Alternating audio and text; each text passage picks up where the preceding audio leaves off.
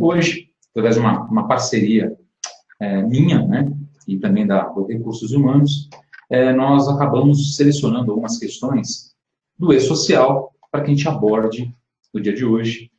Selecionamos aqui aproximadamente umas 10, 12 questões que vocês nos enviaram, isso, durante a semana, e a gente vai abordar essas questões hoje. Bom, primeiramente, vou me apresentar, né? O meu nome é Rogério Henriques, sou advogado, consultor, né? Trabalho com instrução e treinamento, trabalho com capacitação profissional, trabalho já nessa área aproximadamente há 22 anos, já tenho aí uma certa experiência nessa área, trabalhei durante muito tempo em empresas de consultoria, né? Como IOB, Informações Objetivas, e também sou autor, um dos autores, coautor do livro E-Social, também divulgado pela empresa IOB. Bom, nessa parceria com a Recursos Humanos, nós acabamos aqui selecionando alguns itens, né, algumas perguntas, para que a gente possa estar sanando essas questões relativamente ao E-Social. Então, vamos lá. Eu selecionei aqui algumas questões. A primeira questão, eu vou ler a questão, é lógico, né? Qual o impacto do E-Social nas áreas de recursos humanos? Que mudanças no processo devemos providenciar? Então, vamos lá. É lógico que o E-Social, e aí é lógico, explicando também o que é E-Social, o E-Social é um sistema público de escrituração digital que vai ter informações trabalhistas, previdenciárias, fiscais e tributárias de toda a mão de obra que presta serviço para a empresa. Bom, se ela vai ter informações, e é um arquivo eletrônico, que vai ter todas as informações relacionadas à mão de obra que presta serviço para a empresa, um dos maiores, ou o maior departamento afetado, com certeza, será a área de recursos humanos, ou de departamento pessoal. Por quê? Porque, é lógico, esta área que lida diretamente com a contratação de trabalhadores, informações dos dados cadastrais, questões de afastamentos dos empregados. Então, a maioria das informações dessa nova obrigação eletrônica que o governo vem introduzindo para as empresas, é lógico que vai afetar diretamente a área de recursos humanos. Mas o que mudaria nesse departamento, o E-Social? Bom, uma coisa que tem que ficar clara é que o E-Social não está mudando basicamente nada. Sim, nós poderíamos estar conversando sobre questões trabalhistas, questões previdenciárias, há 6, 7 anos atrás, e nós estaríamos falando exatamente as mesmas questões nos dias de hoje. Ou seja, nós temos, na nossa legislação trabalhista e previdenciária, alguns institutos que, com o passar do tempo, muitas empresas acabam tendo alguns processos que não respeitam a sua literalidade. E a intenção do E-Social é justamente criar esse impacto, fazer com que as empresas, através dos processos internos, elas respeitem a literalidade da norma. Então, vamos falar aqui de alguns pontos que vão ser impactantes na área de recursos humanos. Por exemplo, vou citar aqui um que vai mudar alguns processos. Admissão de empregados. A admissão de empregados será um dos pontos críticos do E-Social. Todas as empresas, quando contratarem um colaborador, quando contratarem um trabalhador, vão ter que enviar um arquivo eletrônico para o governo. Esse arquivo eletrônico vai ser um arquivo de admissão desse empregado, e esse arquivo vai ser transmitido até o dia imediatamente anterior ao início do contrato de trabalho. Bom, só aí você vai ter vários processos que serão afetados, como questões de juntadas de documentos, exame médico admissional, verificar realmente se esse trabalhador tem cargo, tem função adequada, qual o local que ele vai prestar serviço, quais são os agentes nocivos que existem naquele ambiente que está sendo colocado, qual é a sua jornada de trabalho. Então, esses processos que já existem, de certa forma, nas empresas, se não estiverem dentro de uma conformidade, dentro da legislação, poderão trazer impactos dentro do E-Social. O primeiro aspecto importante é a questão do prazo. Então, respondendo essa questão, vamos imaginar como é que eu vou ter todas as informações do trabalhador e enviar essas informações até o dia imediatamente anterior ao início do contrato de trabalho. Então, o que a gente acompanha, infelizmente, em algumas empresas, é aquela questão o último a saber. Eu estou lá no departamento pessoal, ou lá no RH da empresa, me liga um gestor, lá de uma filial, eu falo, Rogério, poxa, eu queria providenciar o registro de um colaborador. Eu falo, ótimo, me mande a documentação, Vamos encaminhá-lo para o exame médico admissional. Vamos verificar se realmente ele atende os requisitos que nós queremos para preenchimento daquela vaga. Aí o gestor me diz, não, Rogério, eu quero que apenas você protege desse empregado. Ele já está trabalhando na empresa. Bom, só aí você já vai encontrar um gap enorme de processos que existem hoje e a diferença que o E-Social vai exigir. O E-Social vai querer que esse empregado, o arquivo de admissão, seja transmitido até o dia imediatamente anterior, com as mais variadas informações desse colaborador. Nome, endereço, escolaridade, estado civil. Então, isso vai com certeza impactar os processos que existem hoje na área de recursos humanos. Podemos citar aqui N situações, mas esse eu acho que talvez seja um dos pontos principais dos impactos. Ok? Bom, a próxima questão seria em relação a quando irá iniciar a obrigatoriedade do E-Social. Bom, quando é que o E-Social vai começar? O governo já tentou, de algumas formas, divulgar algumas datas extra-oficiais. Mas, recentemente, ou mais precisamente em 2015, houve uma resolução, né, do Comitê Diretivo do E-Social, resolução número 1 de 2015, dizendo que o E-Social entrará em vigor para as grandes empresas, ou seja, empresas que tenham faturamento acima de 78 milhões no ano de 2014, que essas empresas entrariam no E-Social a partir de setembro de 2016. Para essas grandes empresas, entraria em setembro de 2016, e os arquivos relacionados à segurança e medicina no trabalho entrariam só em janeiro de 2017. Mas e para as demais empresas? Bom, para as demais empresas, as empresas do Simples, empresas de pequeno porte, entidades sem fins lucrativos, o E-Social entraria em vigor em janeiro de 2017 e os arquivos relacionados à área de segurança e saúde no trabalho entrariam em julho de 2017. Bom, essa resolução, ela ainda está em vigor, mas já se tem notícia, isso é fato, que essas datas não vão se confirmar. Isso é fato. Então, haverá uma prorrogação das datas do E-Social, isso é fato. Só não há ainda uma divulgação oficial dessas novas datas. Há entre aí o comitê gestor do E-Social, promete que ainda em junho, ou seja, ainda no corrente mês, haverá uma divulgação de um novo ato, onde haverá a divulgação de um novo manual, uma versão 2.2 do E-Social, onde haverá um novo cronograma de implantação do E-Social, onde haverá também a criação de algumas funcionalidades que o E-Social está devendo, como ambientes de teste, melhora no batimento cadastral, que é aquela consulta que as empresas vão ter que fazer para cada empregado, consultando o seu CPF, número de seu PIS, data de nascimento, nome. Ou seja, existem ainda algumas questões a serem melhoradas por parte do E-Social. Então, vamos aguardar aí, no mês de junho, que provavelmente até o final desse mês, teremos novidades em relação a um novo cronograma. Fala-se, inclusive, de que a prorrogação seria mais ou menos de um ano para frente, então nós estamos aí em setembro de 2016, pode ser que nós tenhamos aí setembro de 2017, quem sabe. Tá? Mas ainda é prematuro falar em datas precisas. Precisamos aguardar uma nova resolução para que a gente tenha realmente datas pontuais de como será essa prorrogação. Ok? Bom, a próxima questão é em relação à própria versão do E-Social. E deixar bem claro aqui que o E-Social hoje está na versão 2.1. O que seria essa versão 2.1? É um layout. Por ser um arquivo eletrônico, já saíram várias versões. Nós tivemos a versão 1.0, a versão 1.1, versão 2.0 e a 2.1, que é a versão atual. Mas está já engatilhado para ser divulgada a versão 2.2, que terá, assim, pequenas alterações, pequenas mesmo, as alterações assim, são mínimas em relação à estrutura que nós temos hoje. Até porque o E-Social já está em um estágio bem avançado, então, assim, toda a divulgação de layout será, assim, bem mínima em relação ao que nós temos hoje. Bom, mas a questão é justamente se, até a versão 2.1, existia a obrigatoriedade do fechamento do ponto dentro do mês em curso. Algumas empresas que participaram do grupo de desenvolvimento dizem que este período pode ser alterado ou liberado. Existe alguma verdade com respeito a essa suposta mudança? Bom, deixa eu só contextualizar essa questão. Um dos pontos críticos do E-Social é a questão do fechamento de ponto ou fechamento da folha de pagamento. que está tirando o sono de muitos profissionais da área de recursos humanos e da área de departamento pessoal. O que seria isso?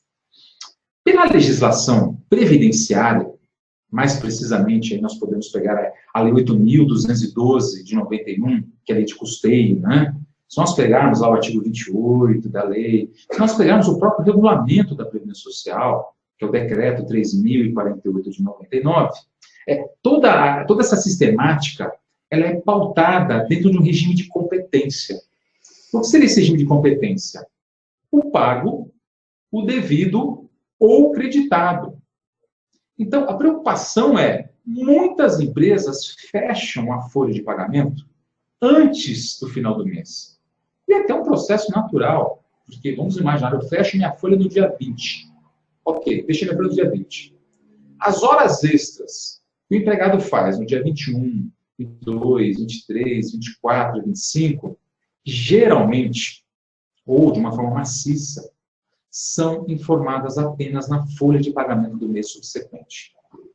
Bom, essa questão, ela é polêmica? Sem dúvida nenhuma.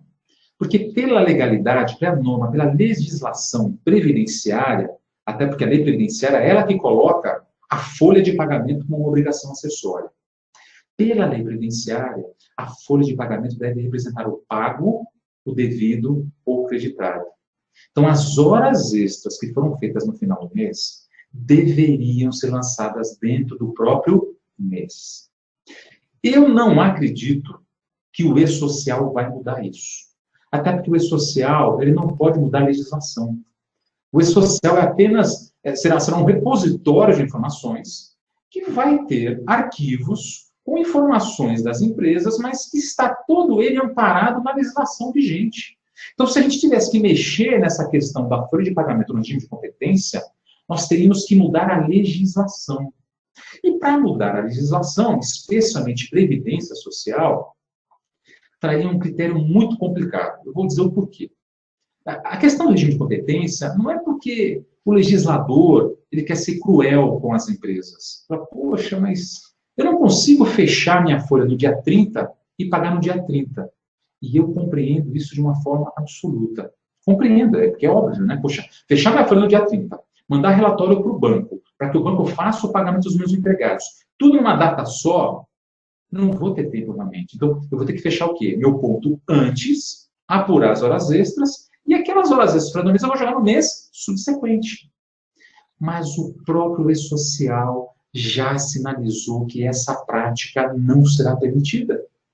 Nós temos no portal do E-Social perguntas e respostas, várias perguntas e respostas, entre elas a de número 35, que diz exatamente uma questão que foi feita ao pessoal do projeto piloto, dizendo se essa prática poderia ser continuada. A resposta foi simplesmente não, que as empresas devem buscar alternativas para respeitar o regime de competência. Agora, o regime de competência, por que ele existe, o regime de competência? Vamos dar um exemplo aqui. Vamos imaginar que eu trabalho numa empresa, trabalho 10 meses numa empresa, e essa empresa não me pagou os salários desses 10 meses. Ela só veio a pagar esses salários no 11º mês. Para fins previdenciários, hoje, a legislação me diz que é regime de competência. Então, quando eu for me aposentar, ainda que essa empresa tenha pago todos os meus salários no único mês, eu vou ter para a minha aposentadoria a contagem de 10 meses de trabalho. Agora, se fosse diferente, se o regime da folha de pagamento, sob o aspecto previdenciário, respeitasse o regime de caixa, pura e simplesmente, a Previdência só contaria apenas um mês para a minha aposentadoria. Então, essa questão da competência, do regime de competência da folha de pagamento, está um pouquinho além de simplesmente mudar o E-Social. Então, o E-Social não vai ter o condão, vai ter o poder de mudar esses critérios. Eu deveria mexer em todo o aspecto previdenciário que envolve a folha de pagamento. Por isso que eu acho pouquíssimo provável eles mudarem essa regra. Talvez eles façam, vamos dizer assim, vistas grossas, ou permitam que as empresas continuem praticando o que elas vêm fazendo hoje. Mas sobre o aspecto tributário, ainda estaria sobre assim, uma inconformidade com a legislação. Ok? Talvez seja uma das partes mais difíceis de se falar no E-Social, é a questão do regime de competência do fechamento da folha de pagamento. Ok? Bom, próxima questão. Próxima questão é a seguinte. Como é o processo para cadastrar os empregados no programa E-Social? Basta enviar o arquivo existente da folha ou temos que cadastrar um a um no E-Social? Bom, quando o E-Social estiver realmente funcionando, estiver em vigor, todos os empregadores do país deverão gerar arquivos de cadastro inicial dos vínculos. O que seria isso? Pegar todos os empregados que estão com um contrato de trabalho ativo no momento da implantação do E-Social. Então, vamos pegar todos os empregados. Vamos imaginar que a minha empresa tenha lá 100 empregados. Eu vou pegar desses 100 empregados, vou gerar um arquivo para cada empregado. Que arquivo é esse? Um arquivo que está lá no layout do E-Social, arquivo chamado S2100, que é um arquivo denominado Cadastro Inicial dos Vínculos, e vou enviar 100 arquivos S2100. Em cada arquivo desse, nós vamos ter aproximadamente aí 178 linhas, com as mais variadas informações. Então, vai ter lá nome, endereço, escolaridade, estado civil, jornada de trabalho, remuneração, se ele é aposentado ou não, qual é o e-mail desse trabalhador, e-mail principal, e-mail alternativo. É lógico que dessas 178 linhas, com as mais variadas informações, algumas são obrigatórias e outras não são obrigatórias. Mas isso vai dar um trabalho enorme para as empresas, porque para cada empregado eu vou gerar um arquivo e transmitir para o E-Social. Qual que é a intenção do governo com esse cadastramento inicial? Criar um banco de dados inicial do E-Social. Essa é a finalidade. Vocês vão ouvir muito, quem vai lidar com o E-Social vai ouvir muito a palavra RET, Registro de Eventos Trabalhistas. Por quê? A partir do momento que o E-Social começar e eu enviar todos os meus empregados para a base do E-Social, ali o E-Social já sabe quantos empregados eu tenho e vai esperar que nas folhas de pagamento que eu for enviar após o cadastramento inicial, aqueles empregados estejam ali na folha. Sob pena, se eu enviar uma folha de pagamento, cujo empregado não tenha sido previamente cadastrado no E-Social, eu não vou conseguir fechar essa folha de pagamento. Ou seja, eu consigo até enviar o arquivo com a remuneração dos meus empregados, mas na hora de fechar a folha dentro do sistema do E-Social, eu vou ser barrado por essa informação. É como se todos os meses esse RET, esse Registro de Eventos Trabalhistas, fizesse uma auditoria na minha folha de pagamento, para saber se os empregados estão realmente lá, realmente como meus prestadores de serviços. Ok? Então, é importante melhorar, se preocupar muito com a base cadastral que eu tenho hoje. Os empregados que estão trabalhando hoje na empresa. Como é que está o endereço desses empregados? Tá ok? Então, vamos fazer um recadastramento. Eu brinco muito, porque as empresas se esquecem que a lei do Vale Transporte, que é a lei 7.418 de 85, ela obriga todo empregador a fazer o termo de opção do Vale Transporte para os seus empregados. E esse termo de opção tem que ser renovado anualmente, ou antes, se houver alguma alteração dessas informações. Então, se eu já tivesse um processo na minha empresa que aplicasse a literalidade da lei do Vale Transporte, a tendência é que os endereços dos meus colaboradores hoje já estivesse totalmente atualizado. Então, eu preciso melhorar esse processo. E não só endereço, tá, gente? Escolaridade, estado civil. Poxa, o empregado entrou na empresa entrou casado. Poxa, mas qual é o estado civil dele hoje? Ou ao contrário, ele entrou solteiro, depois provavelmente ele vai casar. Então, eu preciso melhorar essa qualidade. Grau de instrução, gente. O empregado entrou lá, por exemplo, com nível ensino superior, mas ele já fez uma pós, concluiu. Ou o empregado entrou com ensino fundamental, como é que ele está hoje? Eu preciso melhorar essa qualidade de informação, porque o E-Social vai pedir todos esses itens que eu estou falando aqui já no cadastro inicial dos vínculos, que é quando eu vou enviar para cada trabalhador um arquivo dizendo que ele é meu empregado e quais são as suas informações para fins do sistema chamado E-Social. Ok? Bom, a próxima questão é uma questão relacionada o que deve ser informado em relação aos riscos do trabalhador. Riscos físicos, químicos, ergonômicos e de acidentes. Ou seja, todos os tipos de risco. Aqui entra uma das maiores preocupações minhas em relação ao E-Social, que é a parte do cruzamento do E-Social com a área de segurança e saúde no trabalho. Isso é inovador, tá? Por que é inovador? Porque hoje, quando você vai a uma empresa, geralmente a área de segurança do trabalho é um departamento específico, onde os exames, atestados de saúde ocupacionais, os laudos, né, tudo fica dentro de pastas, né? Ficam de pastas em poder de quem? Geralmente do médico coordenador, do Programa de Controle Médico de Saúde Ocupacional, ou dos profissionais do SESMIT, né? O Serviço Especializado de Segurança e Medicina do Trabalho. É o técnico de segurança do trabalho, o engenheiro, então fica lá essa documentação. Com o E-Social, muitas dessas informações deverão ser transmitidas para o governo.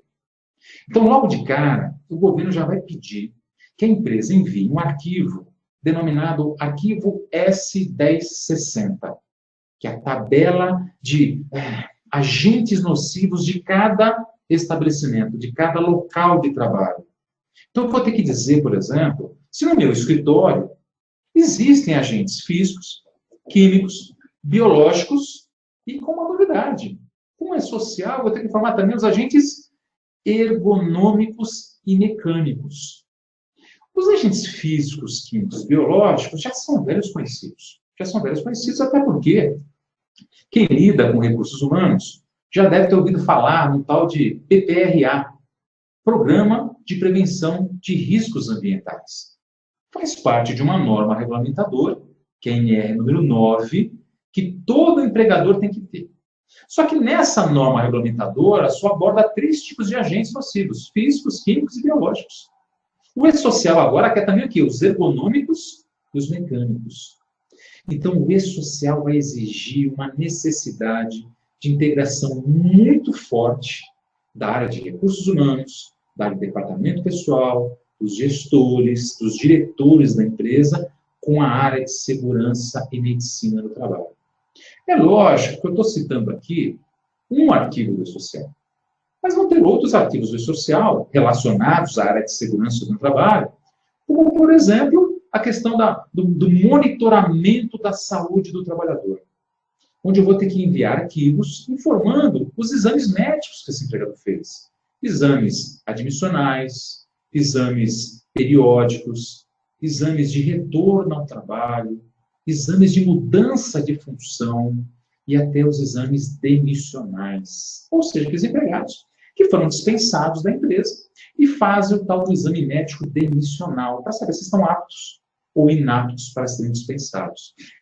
Tudo isso será lido pelo E-Social. Então, é um ponto assim, de alerta muito grande por parte das empresas para fazer essa integração entre a área de segurança do trabalho e a área de departamento pessoal. Né? Okay? Eu posso até dizer que até a folha de pagamento será afetada por essa integração. Vamos dar um exemplo aqui. Vamos imaginar que eu tenho um colaborador que está exposto a um agente nocivo insalubre, por exemplo. A insalubridade é um agente nocivo que dá direito a um adicional de insalubridade de 10, 20 ou 40% do salário mínimo. Né?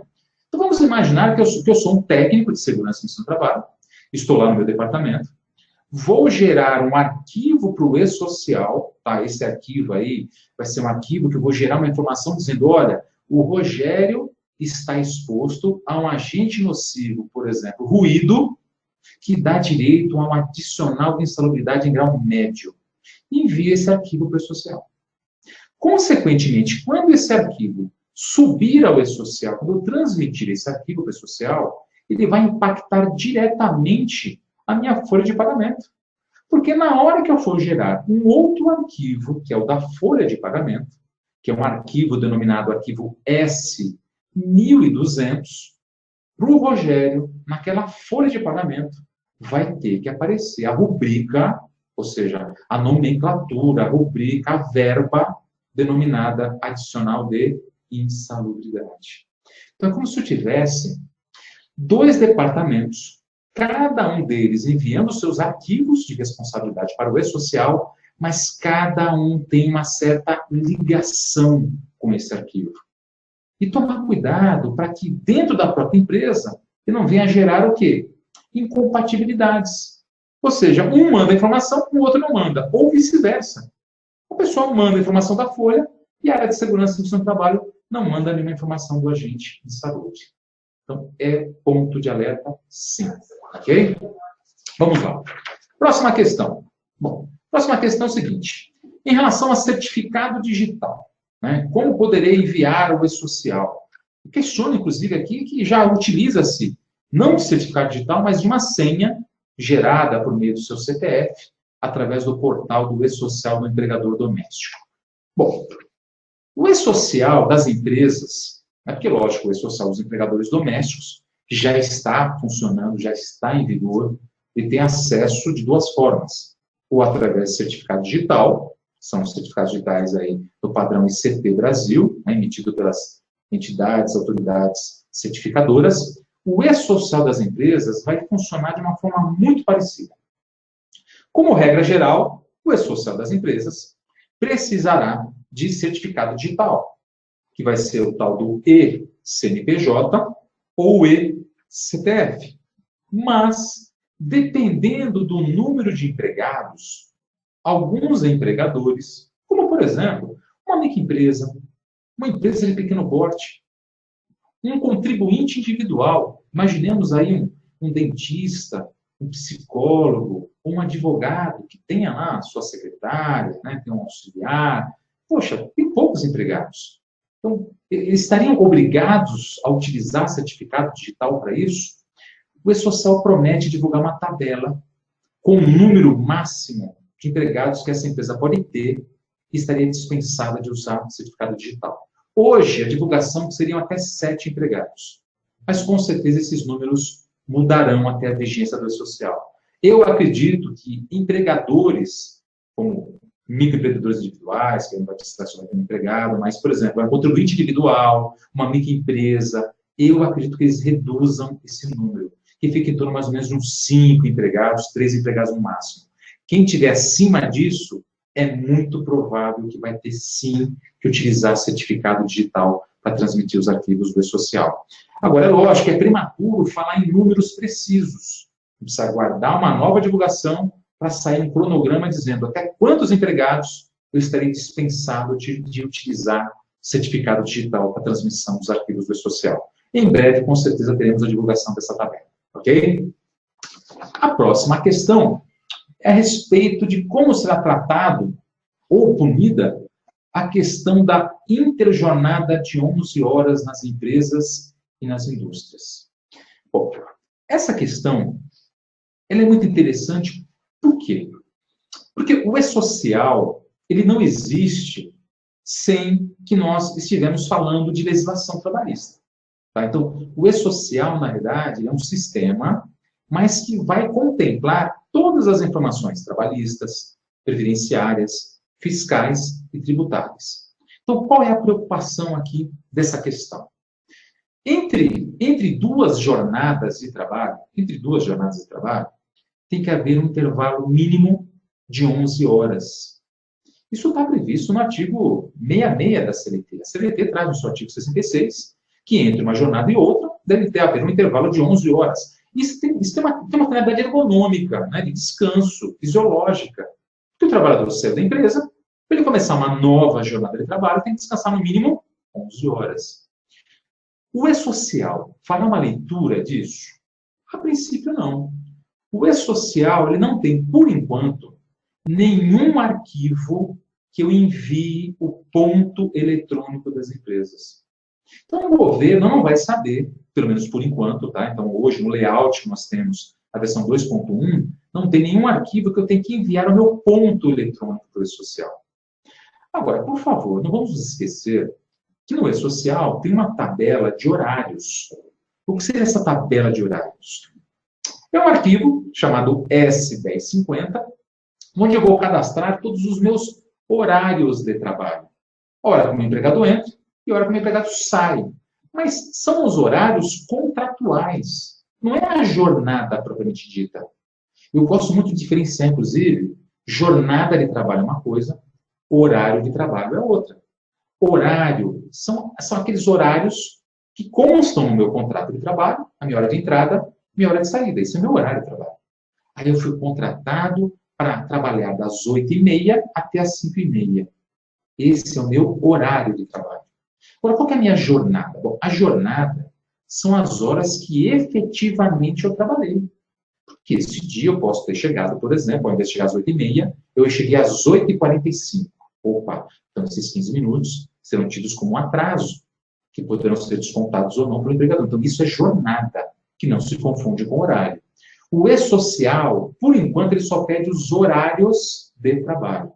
Então, por favor, na hora de cadastrar os horários de trabalho da empresa, entre a saída de um horário e a entrada de outro horário do empregado, por favor, respeitem o intervalo de 11 horas entre uma jornada e outra. Porque se não for respeitado essas 11 horas de intervalo, qual que é o entendimento do nosso Tribunal Superior do Trabalho? Que essas horas que não foram respeitadas de intervalo sejam pagas como horas extraordinárias, ou seja, com um adicional de, no mínimo, 50%. Então, se tem um intervalo, o empregado saiu à meia-noite da empresa e volta a trabalhar às 8 horas da manhã, eu só tive 8 horas de intervalo. E deveria ter tido 11. Essa diferença, essas 3 horas de diferença, a empresa vai ter que pagar isso como horas extraordinárias, com adicional de, no mínimo, 50%, e, consequentemente, reflexo nas demais verbas trabalhistas. A verba passa a ter natureza salarial, o que não é bom para o empregador, nesse caso, que refletiria em férias, em 13º e assim sucessivamente. Ok? Então, o E-Social não vai monitorar isso, pelo menos por enquanto, mas tomem cuidado na hora de cadastrar os horários de trabalho na tabela de horários do arquivo S1050 do E-Social. Respeitem essas 11 horas, que é imprescindível. Ok? Próxima questão. Vamos lá. Como está sendo conduzido o assunto relativo aos cargos de confiança e diferença salarial mínima de 40% do líder sobre o colaborador? Bom, essa questão aqui, ela é muito interessante, porque ela está muito relacionada à questão de jornada de trabalho. Por que jornada de trabalho? A nossa CLT, no artigo 62, artigo 62, diz que não se aplica o capítulo da duração do trabalho, na nossa CLT, aos gerentes, assim considerados aqueles que exercem cargo de chefia, de liderança, cargos de gestão, cargos de comissão, e desde que eles tenham uma remuneração compatível com o cargo. Que remuneração compatível seria essa? Com um adicional de, no mínimo, 40%. Então, se eu tenho um gerente na minha empresa, que exerce um cargo efetivamente de gerente, que tenha poderes de mando, e a sua remuneração ela é acrescida de, no mínimo, 40%, esse gerente estará dispensado da marcação de ponto. Ou seja, não fará marcação de ponto, nem marcação manual, nem marcação mecânica, nem marcação eletrônica. Pô, mas o E-Social, você acabou mesmo de dizer, eu acabei de dizer agora, né? Que o E-Social não vai monitorar a jornada. Não vai mesmo.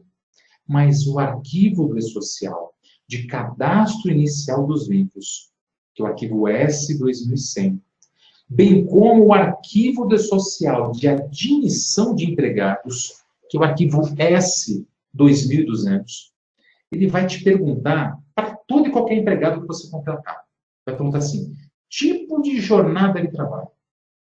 1. O empregado está sujeito a controle de ponto? É aquele empregado que marca ponto todos os dias.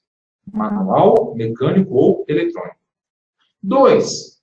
É um empregado que exerce atividade externa, incompatível com a fixação de horário? São aqueles vendedores que trabalham externamente, que não marcam ponto, que estão dispensados por força também do artigo 62 da CLT. E 3. Os gerentes, assim considerados exercentes de cargo de confiança.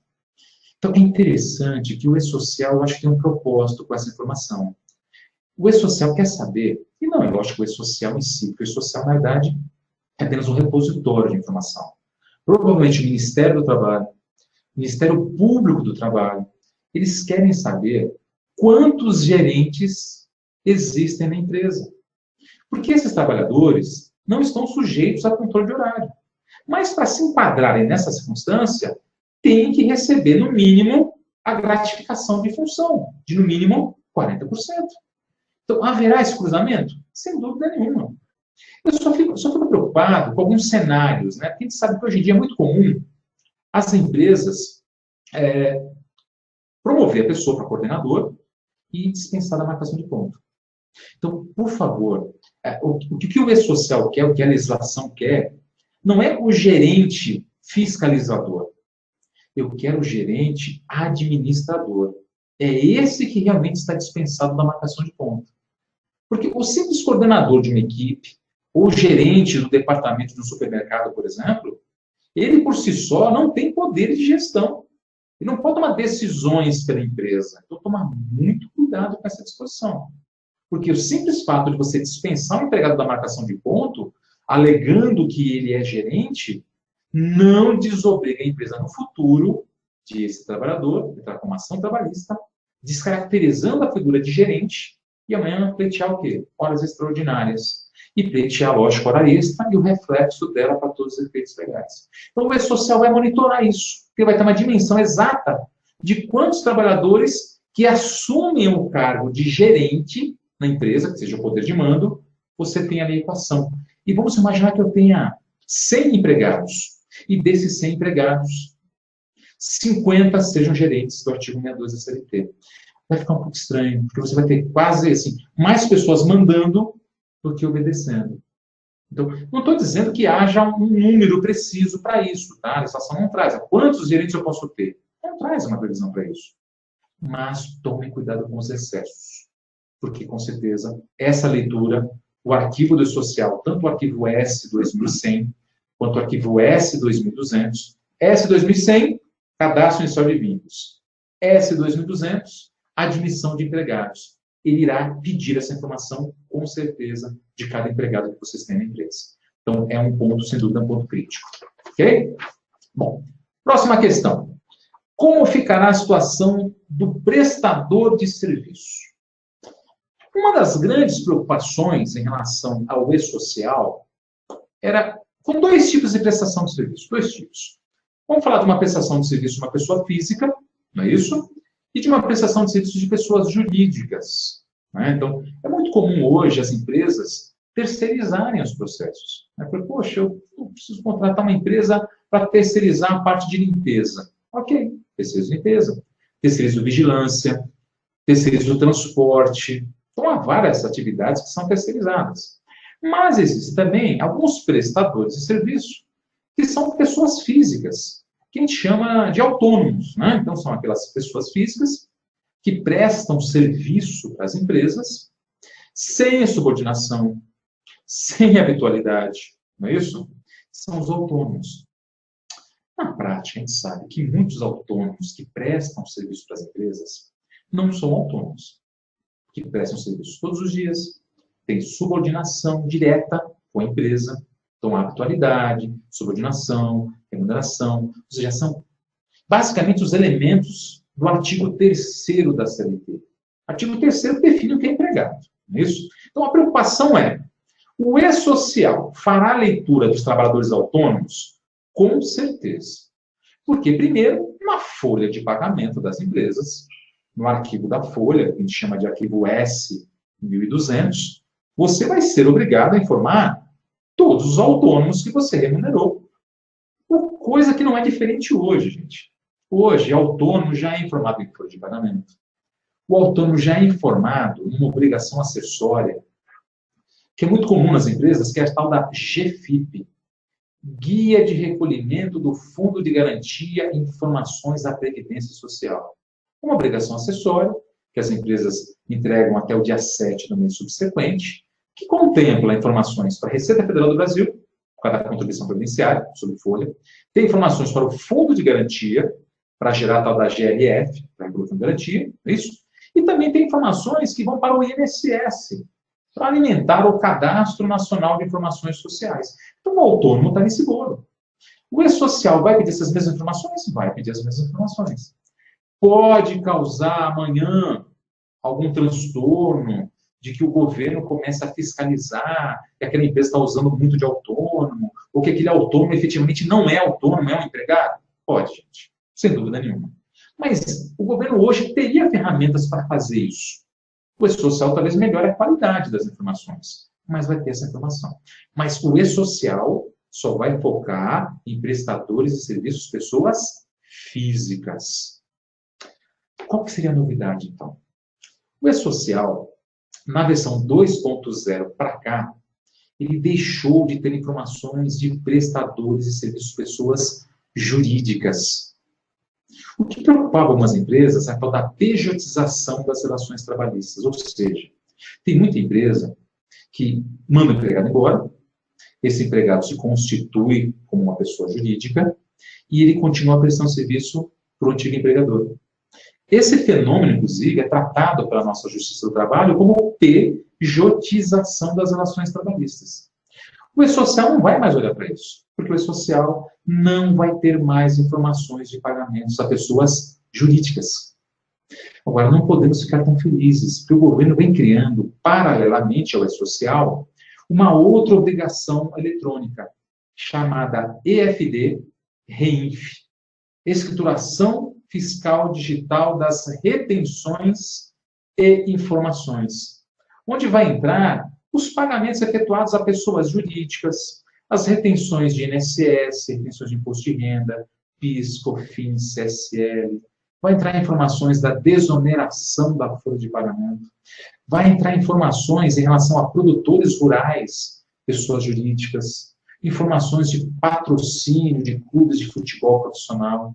Então, a EFD, Escrituração Fiscal Digital, REINF, ela vai trabalhar como se fosse um braço do E-Social. O E-Social só vai focar nos prestadores de serviços, pessoas físicas. A EFD, REINF, vai focar nos prestadores de serviços, pessoas jurídicas. Então, juntando essas duas informações, o governo passa a ter uma informação muito ampla, e aí respondendo a questão, de todos os prestadores de serviço da empresa.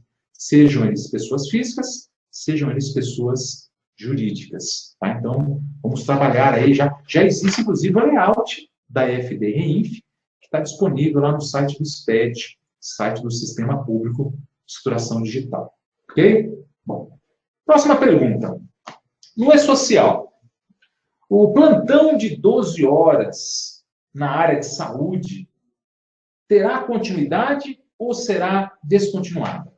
Bom, na realidade, essa questão da jornada 12 por 36, é lógico que não é uma jornada comum, tá? Não é uma jornada comum, realmente. Nós podemos dizer que é uma jornada excepcional. A própria Justiça do Trabalho, mais precisamente o Tribunal Superior do Trabalho, ele coloca uma súmula, né, súmula número 444 do Tribunal Superior do Trabalho, ele coloca que a jornada 12 por 36, ela é legal, mas desde que olhada de uma forma excepcional. Por quê? Porque ela depende ou de lei ou de negociação coletiva. Então, eu não acredito que o E-Social vá acabar com as jornadas 12 por 36. Até porque tem muitas atividades que dependem dessa jornada 12 por 36. Como, por exemplo, a área de saúde, a área de vigilância, não é isso? Então, tem muitas áreas que necessitam dessa jornada 12 por 36. Não acredito que acabe, então, o E-Social com essa informação. Mas, lógico, fiquem atentos, né? Na hora de cadastrar os horários de trabalho, cadastrem que vocês têm jornadas 12 por 36, que são jornadas variáveis, né? O empregado vai trabalhar alguns dias na semana, na outra semana vai mudar, né? Então, isso é importante. Não se esqueçam que para trabalhar a jornada 12 por 36, tem que haver negociação coletiva ou previsão em lei, nos termos da súmula 444 do Tribunal Superior do Trabalho. Ok? Bom. Próxima questão. O que acontecerá se o funcionário exceder mais de 8 horas trabalhadas? Gente, o e-social, como eu falei para vocês, o e-social ele não vai olhar para a questão do ponto. Ou seja, ele não vai ter a informação de quando o empregado trabalhou, quando ele fez a hora extra, qual foi a hora que entrou, a hora que ele saiu. Isso vai estar no ponto eletrônico da empresa. Tá? Inclusive, as empresas que utilizam-se de ponto eletrônico têm que seguir as regras da portaria número 1510, que traz lá o espelho de ponto eletrônico, o arquivo, fonte de dados tratados, não é isso? Então, o e-social não consegue enxergar isso, mas o e-social vai conseguir enxergar a quantidade de horas extras que o empregado vem fazendo todos os meses. Por que ele vai conseguir enxergar? Todas as verbas, ou todas as rubricas da folha de pagamento deverão ser previamente cadastradas no e-social. Então, o que é salário é salário. O que é hora extra é hora extra. O que é prêmio, que é gratificação. Então, cada verba da folha será cadastrada no e-social e receberá um código de uma tabela padrão do e-social. Essa tabela é a tabela 3 do e-social, mas é um código de tabela padrão. Então, vamos imaginar que eu estou cadastrando horas extras na minha folha de pagamento. Todas as horas extras que eu tenho na minha folha, eu posso ter hora extra 50, 60, 70, 80, posso ter horas extras das mais variadas possíveis, correto? Essas horas extras serão informadas no meu sistema e receberão um código associado à tabela padrão do e-social. Para o e-social, hora extraordinária é o código 1003.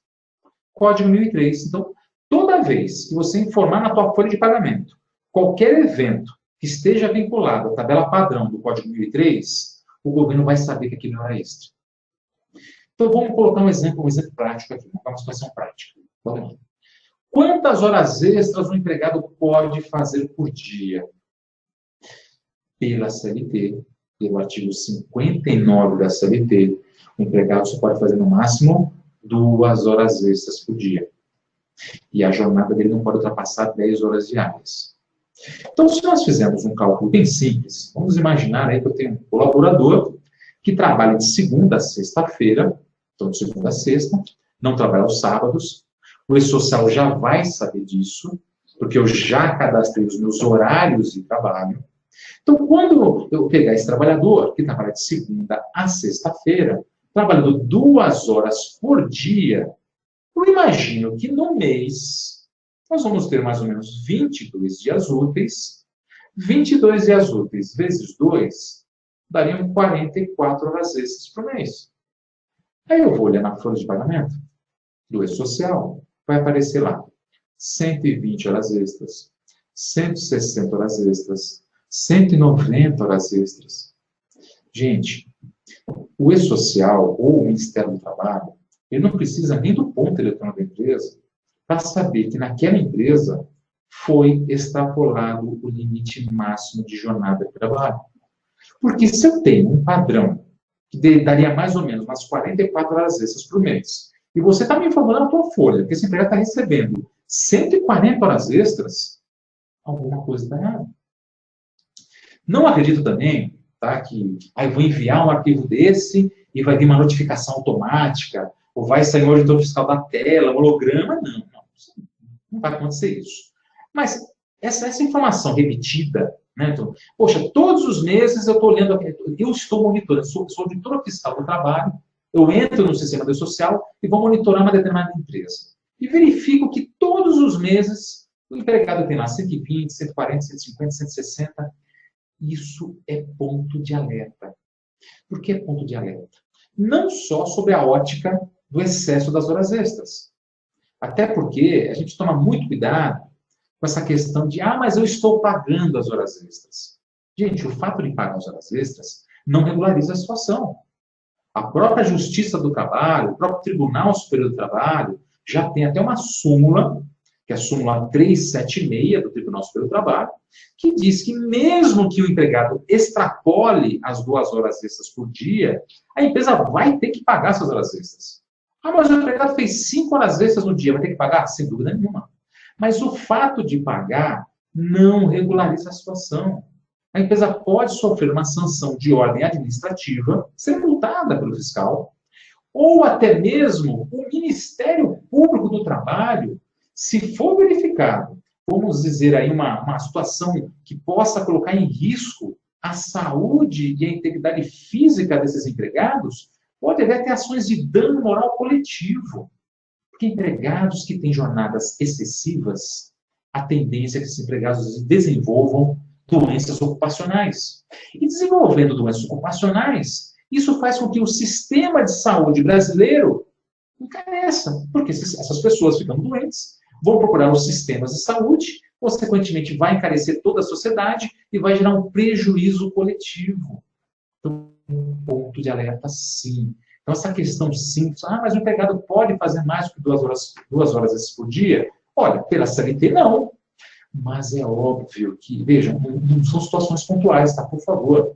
São para situações corriqueiras, onde há um número muito elevado de horas extras. Então, vamos tentar repensar esses processos. Vamos melhorar vamos tentar reduzir essas horas extras. Também não se esqueçam que, poxa, que agora com a social, então o empregado não vai mais fazer hora extra. Se esse empregado vinha fazendo hora extra, e você não quer mais que ele faça hora extra por causa do e-social, não se esqueça que se esse empregado vinha fazendo essa hora extra de forma habitual há pelo menos um ano, se você fizer a supressão dessas horas extras, você vai ter que pagar uma indenização para o trabalhador. Uma indenização, tem até uma súmula do Tribunal Superior do Trabalho, súmula 291, que obriga a empresa a fazer uma média das horas extras feitas nos últimos 12 meses. Essa média vai ser multiplicada pelo número de anos que o empregado vinha fazendo horas extras. E considerando o ano, a fração igual ou superior a 6 meses. Então, o empregado vai ter que receber uma indenização por supressão das horas extras. Então, vamos tentar pensar num processo que, para o e-social, vai fazer a leitura. Mas se você também suprimir as horas extras do empregado, vai ter que pagar essa indenização. Está vendo? É aí que entra a questão da mudança de processos, mudanças de cultura da empresa. Que todo mundo pergunta, mas o e-social vai mudar alguma coisa dentro da empresa? Vai mudar o departamento, o RH? Vai mudar, não no aspecto legal, porque a lei é a mesma, mas vai ter que mudar em muitos processos, em muitas questões culturais que eu tenho dentro da empresa. Um exemplo que eu cito muito é a questão de férias, por exemplo. Né? Férias antecipadas, férias no papel, férias fracionadas. O e-social vai fazer a leitura de todas essas informações no arquivo de afastamentos. Então, não muda a legislação, mas vai ter que mudar a cultura ou os processos. Ok? Próxima questão. Vamos lá. Quanto aos atestados médicos, como ficará em relação ao lançamento na folha de pagamento? Bom, nem só de folha vive o e-social, tá, gente? O e-social não é só folha de pagamento. Embora a ideia inicial, quando se criou o projeto, era fazer só uma folha de pagamento digital, que acabou tomando contornos assim muito maiores, né? Então, o e-social tem um arquivo chamado S2230, que é um arquivo só para você informar os afastamentos dos empregados. Os afastamentos. Então, afastamentos como, por exemplo, licença maternidade. O empregado se afastou por serviço militar obrigatório. O empregado se afastou por motivo de férias. O empregado se afastou porque estava preso. Cárcere, né? Vou ter que informar. O empregado se afastou, por exemplo, porque ele sofreu um acidente do trabalho. Ou ele se afastou por motivo de doença. Então, todos esses afastamentos serão informados no e-social através do arquivo S2230. Agora, nesse arquivo de afastamentos, eu vejo como a menina dos olhos a questão dos atestados médicos. Por que as questões dos atestados médicos? O e-social vai exigir que as empresas informem os afastamentos dos empregados por motivo de doença ou por motivo de acidente. Se os afastamentos forem decorrentes de doenças ou acidentes não relacionados ao trabalho, então vamos imaginar que o empregado estava lá no final de semana, andando de bicicleta, caiu da bicicleta e machucou a perna. Se ele trouxer um atestado médico de até 2 dias, não será informado no social. Por quê? Porque é um acidente não relacionado ao trabalho. Então, qualquer doença ou acidente que não esteja relacionado ao trabalho, e a duração do atestado seja de até 2 dias, não será informado no arquivo de afastamento. Agora, se esse afastamento for igual ou superior a 3 dias, vocês vão ter que enviar um arquivo de afastamento até o dia 7 do mês subsequente. Se o atestado médico for maior do que 15 dias, aí o arquivo deverá ser enviado até o 16º dia de incapacidade. Então, isso vai gerar nas empresas, assim, uma gestão do absenteísmo dos seus empregados. Poxa, empregado não veio trabalhar hoje. Cadê o empregado? O empregado está doente. Cadê o atestado médico? Eu preciso criar processos que me tragam esse atestado médico o quanto antes, para que eu possa começar um processo na minha empresa de inserir esses dados no meu sistema, para preparar o sistema para enviar o arquivo para o social. Especialmente se esses afastamentos ocorrerem no final do mês. Se esses afastamentos ocorrerem no final do mês, eu já fechei minha folha de pagamento. E aí, o dia 7 do mês subsequente. Se o dia 7 cair num dia que não é expediente de bancário, eu tenho que antecipar as informações. Então, preciso tomar muito cuidado com essa questão do atestado médico. Exigir que os empregados me apresentem atestado médico com qualidade, no prazo correto. Não é isso? Bom, agora, e se essa doença ou se esse acidente estiver relacionado ao trabalho? Se for uma doença do trabalho, uma doença profissional, ou um acidente de trabalho típico, qualquer afastamento, mesmo de um dia, deverá ser informado no arquivo S2230 do E-Social. Então, o empregado sofreu um acidente de trabalho, ok. Se o empregado sofre um acidente de trabalho, o E-Social vai ter 2 informações. Primeiro, a informação da CAT, comunicação de acidente de trabalho, que também está dentro do E-Social. E segundo, a informação do afastamento do empregado. O empregado ficou só 3 dias. Ué, tem que informar os 3 dias que o empregado se afastou por motivo de acidente do trabalho. E qual o prazo para enviar? Atestados de incapacidade relacionados ao trabalho, seja doença profissional, seja acidente típico, de 1 a 15 dias, o atestado será enviado até o dia 7 do mês subsequente. Se for um atestado médico com mais de 15 dias, será enviada essa informação do 16º dia, impreterivelmente. Ok? Tudo bem? Bom, basicamente seriam essas as questões que nós tivemos aqui, né, nosso primeiro encontro, né, para falar sobre o E-Social. Teremos, eu acho, outros encontros, né, haverá bastante divulgação de materiais. Os vídeos, né, inclusive com as respostas que nós abordamos hoje aqui, serão divulgadas no portal do Recursos Humanos. Vocês receberão orientações mais detalhadas de como acessar esses vídeos, né, de como consultar esses vídeos, ok? E eu agradeço bastante a participação de todos. Espero que vocês tenham aproveitado, porque eu aproveitei bastante aí esse encontro com vocês. Espero encontrá-los em outras oportunidades dentro dessa parceria da Recursos Humanos. E desejo a todos aí uma excelente noite, uma boa noite a todos e até breve, ok? Um grande abraço.